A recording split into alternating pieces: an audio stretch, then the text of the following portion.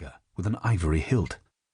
At first he was minded to take up the tokens without troubling about the child, but afterwards, feeling ashamed at the idea of being outdone by the goat in humanity, he waited till night and took everything to his wife Mertali, the tokens, the child, and the goat. When she expressed her astonishment that goats should bring forth little children, he told her everything, how he had found the child lying exposed and being suckled by the goat, and how he had felt ashamed to leave it to die. His wife agreed with him, and they resolved to hide the tokens, to bring up the child as their own, and to let the goat suckle him.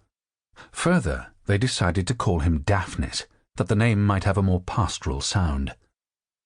When 2 years had passed, a shepherd belonging to the neighbourhood named Dryas, while feeding his flocks, made a similar discovery, and saw a similar sight. In his district there was a cave sacred to the nymphs, a large rock hollowed out within and circular without.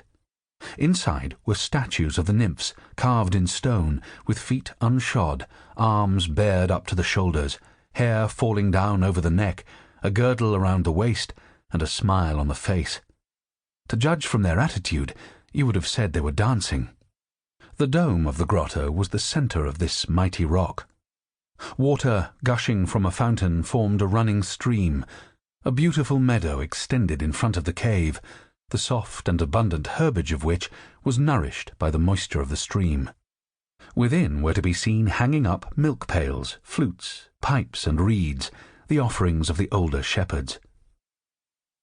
A sheep which had recently landed went so often to this grotto that more than once she was thought to be lost.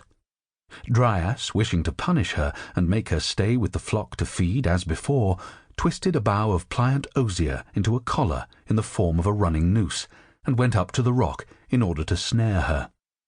But when he drew near, he beheld quite a different sight from what he had expected.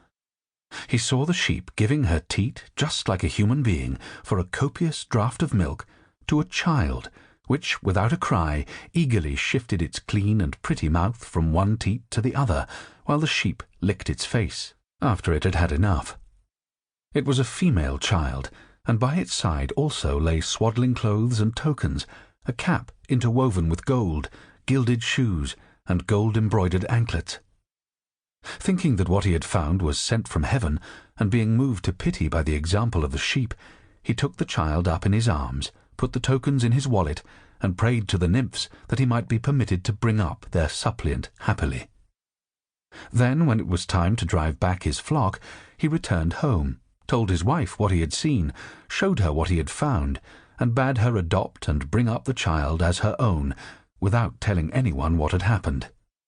Napi, that was his wife's name, immediately took up the child and caressed her, as if afraid of being outdone in kindliness by the sheep, and that it might be more readily believed that the child was her own, she gave it the pastoral name of Chloe.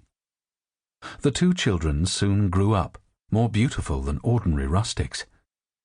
When the boy was 15 years of age and the girl 13, Laemon and Dryas both dreamed the following dream the same night. They dreamed that the nymphs of the grotto with the fountain in which Dryas had found the little girl delivered Daphnis and Chloe into the hands of a saucy and beautiful boy who had wings on his shoulders and carried a little bow and arrow, and that this boy touched them both with the same arrow and bade them tend the one goats, the other sheep. When they saw this vision, they grieved to think that Daphnis and Chloe were destined to tend sheep and goats, since their swaddling clothes seemed to give promise of better fortune, for which reason they had brought them up more delicately than shepherds' children, had taught them to read, and given them all the instruction possible in a country place. They resolved, however, to obey the gods in regard to those who had been saved by their providence. Having communicated their dreams to each other, and offered sacrifice in the cave of the nymphs to the winged boy whose name they did not know, they sent the maiden and the lad into the fields, having instructed them in all that they had to do, how they ought to feed their flocks before midday, and when the heat had abated, when they should drive them to drink, and when drive them back to the fold, when they should use the shepherd's crook, and when the voice alone. They undertook this duty as joyfully as if they had been entrusted with some important office, and were fonder of their goats and sheep than shepherds usually are.